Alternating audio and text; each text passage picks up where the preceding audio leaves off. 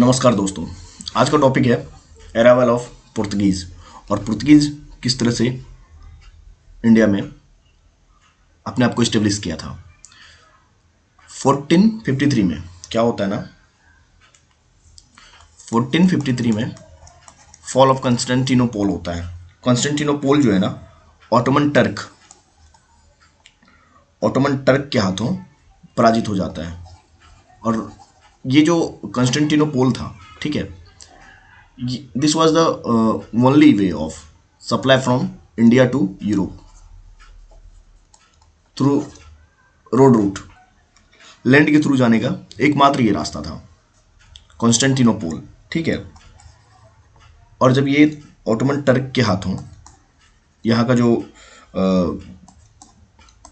अंत होता है, तो क्या होता है ना कि कॉन्स्टेंटिनोपल का जब डिक्लाइन होता है तो सारा जो ट्रेड होता है ना, वो टर्क मतलब कि जो उस समय विजय हुआ था वो अपने हाथ में ले लेता है। तो यूरोप में इंडियंस या फिर आप बोल सकते हो कि एशियन गुड्स का सप्लाई महंगा हो जाता है। एशियन गुड्स का सप्लाई होने का मतलब जहाँ की वहाँ की जनता जो है वो मसालों पे डिपेंडेंट थी। उसकी ठंड जो है ना मसालों में कटती थी, और मसालों का एकमात्र स्रोत था इंडिया या फिर जावा सुमेत्रा आइलैंड, ठीक है। लेकिन कॉन्स्टेंटिनोपल के डिक्लाइन के बाद ऑटोमन टर्क के हाथ में आ जाने से पावर, उन्होंने ज़्यादा चार्ज करना शुरू कर दिया था यूरोपियन से, जिस कारण अब यूरोपियंस के सामने एक ऐसी समस्या आई कि भाई साहब कब तक आखिर हम लोग टर्क के हाथों सामान खरीदते रहेंगे जिससे कि हमें महंगी चीज़ें मिलती रहेंगी। क्यों ना ऐसा किया जाए जिससे कि एक ऐसा रास्ता निकाला जाए जो कि हमें भारत तक लेकर के जाए। और ये अपना यूरोप हुआ, यहाँ से कुछ ऐसा रास्ता निकाला जाए जो कि हमें इंडिया तक लेकर के जाया जाए थ्रू समंदर। तो इसमें विंसी एंड गोना, नहीं सॉरी, विंसी एंड गोना नहीं, इसमें बहुत सारे मतलब कि आपके ये जाते हैं इसके लिए कि इसको ढूंढ के निकाला जाए आखिर कहाँ है ये, किस तरह से ये रास्ता निकाला जाए। बट होता क्या है ना कि कोई सक्सेस नहीं मिल पाता है, ठीक है। फिर स्पेन का जो है प्रिंस जो होता है, जिसको कि ये इन्होंने सबसे पहले एक संधि होती है उन लोगों के बीच में, उसमें बहुत सारा प्रिंस हेनरी जो है 1954 में लोगों को ये करता है कि आप जाइए जा करके ढूंढिए। बहुत सारे ऐसे नेविगेटर को ये अप्रोच करता है कि आप जा करके रास्ता निकालिए। तो इसमें इंडिया पहुंचने वाला पहला जो था वास्को डी गामा था, जो कि फाइनली सफल होता है कब, 1498 में। 1498 में ये सक्सेस कर पाता है और ये पहुंचता है कहाँ, आपका जो ये केरल जो आज की है ना ये वाली, यहाँ पे कालीकट नाम का एक पोर्ट है, वहाँ पे आता है। और इसका यहाँ पे भव्य स्वागत किया जाता है, किसके द्वारा, जमोरिन्स के द्वारा।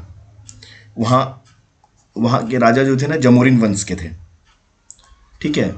जमोरिन के द्वारा इनका भव्य स्वागत किया जाता है, क्योंकि इन्हें भी पता था, इंडियंस को भी पता था कि भैया ये जो कॉन्स्टेंटिनोपल जो है, जहाँ से कि एशिया का रूट था, इस पर कब्जा हो जाने से इंडियंस का भी तो सप्लाई बंद हो गया था। उस तरह से उतना ज़्यादा सप्लाई ये लोग नहीं कर पा रहे थे। तो ये ढूंढ लेने के बाद जब पुर्तगीज ये रास्ता ढूंढ लिए तो हमारा भी सप्लाई जो वो इंक्रीज होगा, इस बात की खुशी थी। और ये फर्स्ट टाइम जो है वाटर रूट, सी रूट ढूंढ लिया गया था किसी नेविगेटर के द्वारा।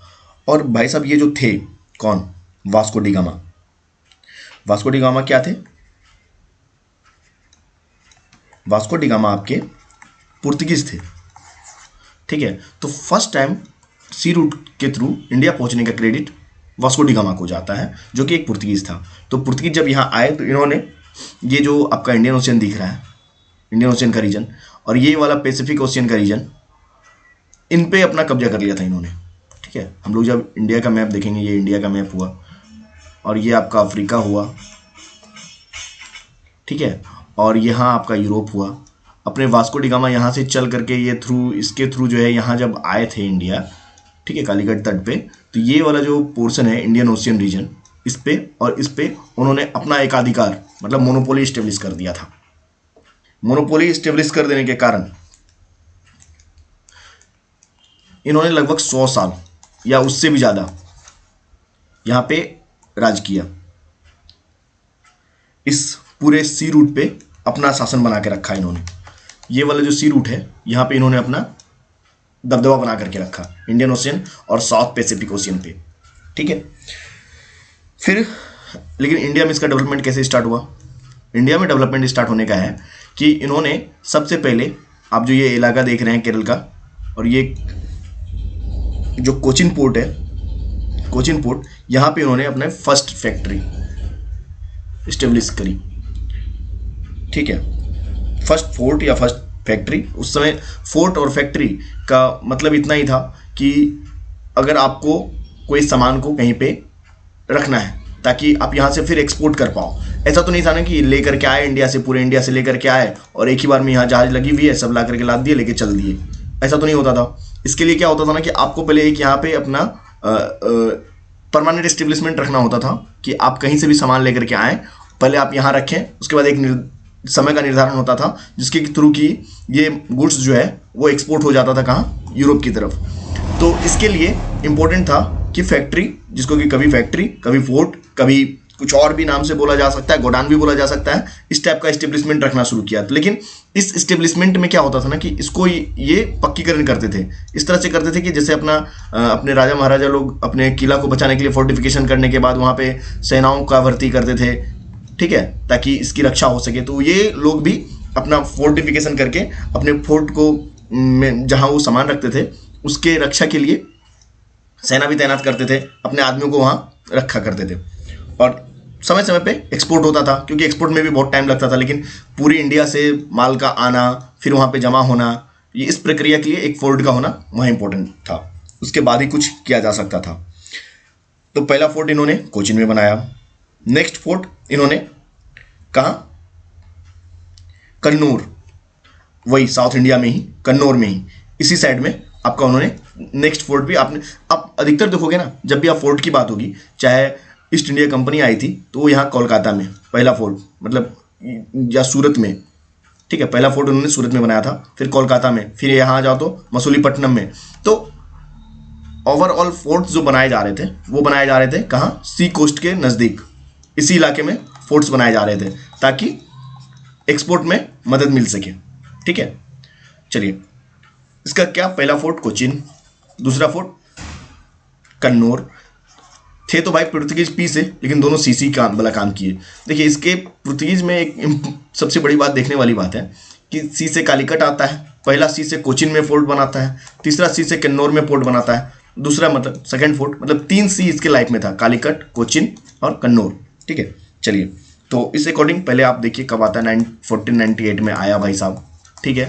98 नहीं, 14 के बाद आप 1500 में इन्होंने 1503 में फर्स्ट फोर्ट बनाया कहाँ? कोचिन में।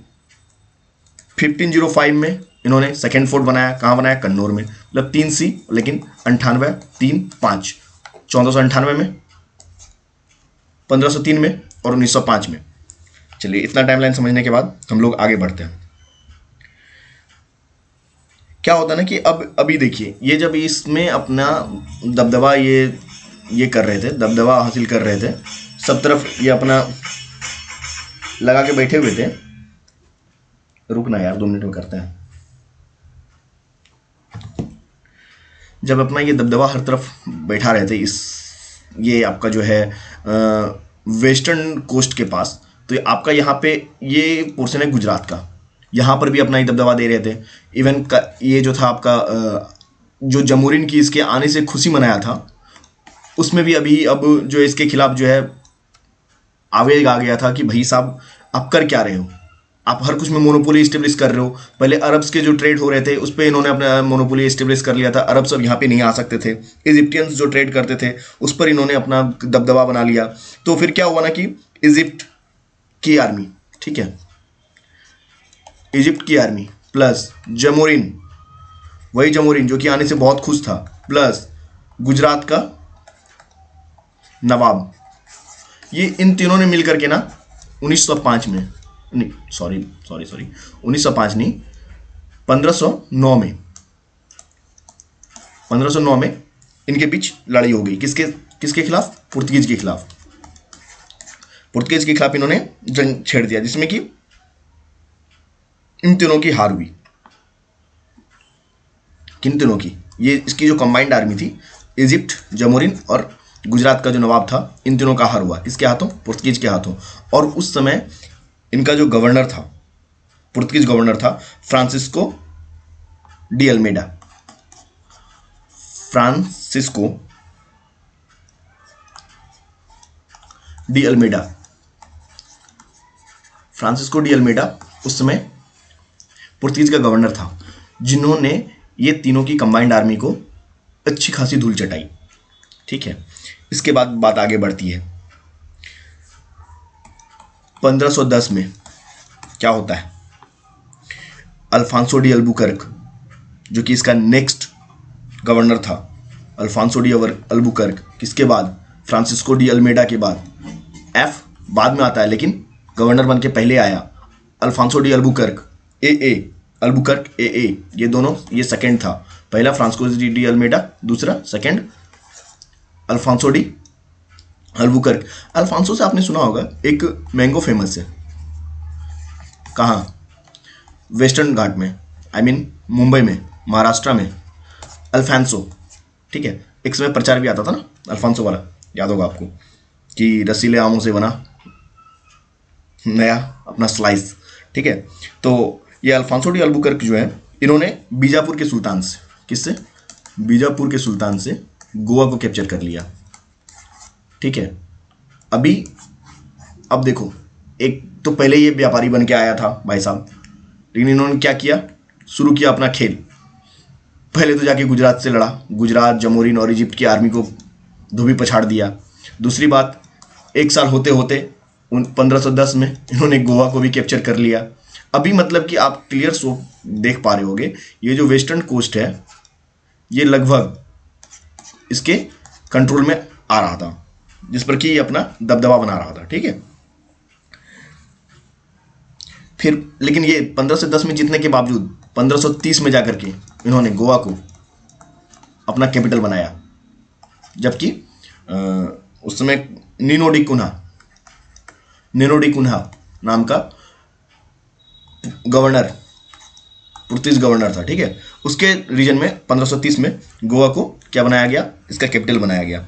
ठीक है, फिर क्या होता है?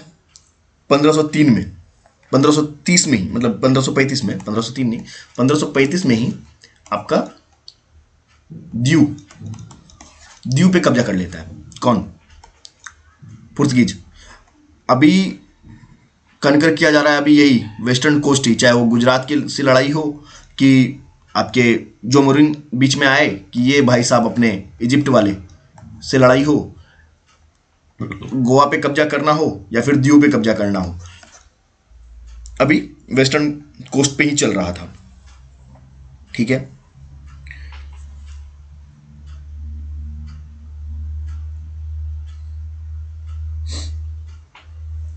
पंद्रह सौ छियानवे में एक इसको सेटबैक मिलता है। पहला सेटबैक जो है ना, किसको?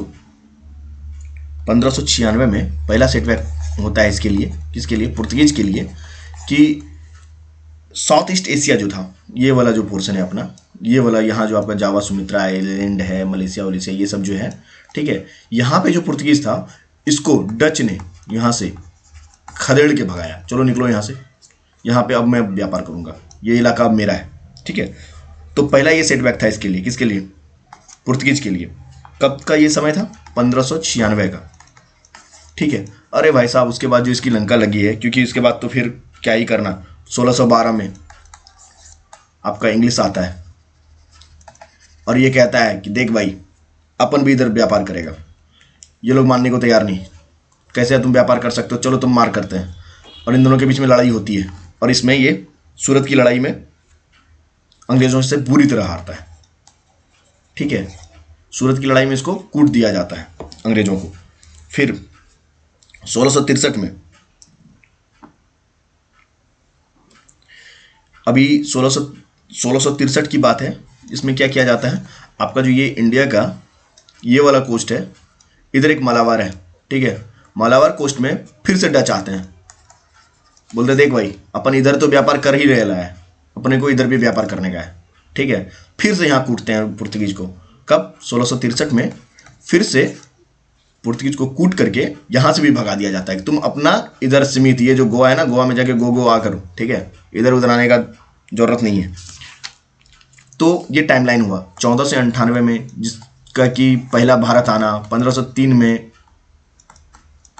पहला फैक्ट्री या फोर्ट बनाना, 1505 में दूसरा फोर्ट बनाना, ठीक है, 1509 में कंबाइंड आर्मी को हराना, 1510 में गोवा को बीजापुर के सुल्तान से लेना, ठीक है, गोवा कैप्चर करना। 1530 के बाद आ जाइए आप, 1510 के बाद 1530 में गोवा को अपना कैपिटल घोषित कर देना, ठीक है। उसके बाद फिर आगे बढ़ते हैं हम लोग, जो इस तरह से सक्सेस पा रहा था। और ये कोस्ट जो है, इसमें आपको दमन और दीव, यहाँ पे दमन और दीव था, ठीक है, तो ये दमन और दीव पर भी अपना इन्होंने कब्जा कर लिया। दमन पे कब?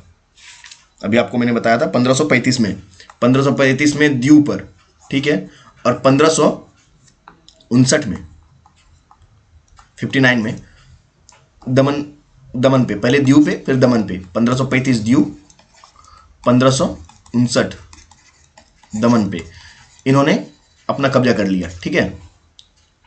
चलिए आगे बढ़ते हैं। लेकिन इसी का जो डाउनफॉल आप देख रहे हो किस तरह से होता है कि 1596 में इसको पहले ये जो ब्लू वाटर पॉलिसी के थ्रू इन्होंने ये पूरा इंडियन ओशियन पे, इधर साउथ पैसिफिक ओशियन पे अपना कब्जा जमा के रखा था, जिसके थ्रू कि ये जावा सुमित्रा आइलैंड पर भी हम ही ट्रेड करेंगे।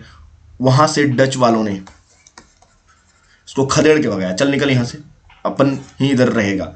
फिर वही डच वाला आता और यहाँ पे जो है आपका मालाबार कोस्ट पे, यहाँ पे इसको बुरी तरह हराता है पुर्तगीज को, तेरे को इधर भी नहीं रहने देगा मैं, तो इधर ही रह, बस गोवा में गोई कर, ठीक है। इधर से भी मार के भगाता है। फिर अंग्रेज आते हैं, ये अंग्रेज के द्वारा भी कूटा जाता है। अंग्रेज आते हैं और यहाँ सूरत में इसको पूरी पिटाई लगाते हैं, चलो निकलो यहाँ से, हम व्यापार करेंगे, तुम रोकेगा हमको? कैसे रोक सकता है, चलो। फिर वहीं पे 1612 की बात है, ये 1612 में ये कूटे जाते हैं उसके थ्रू।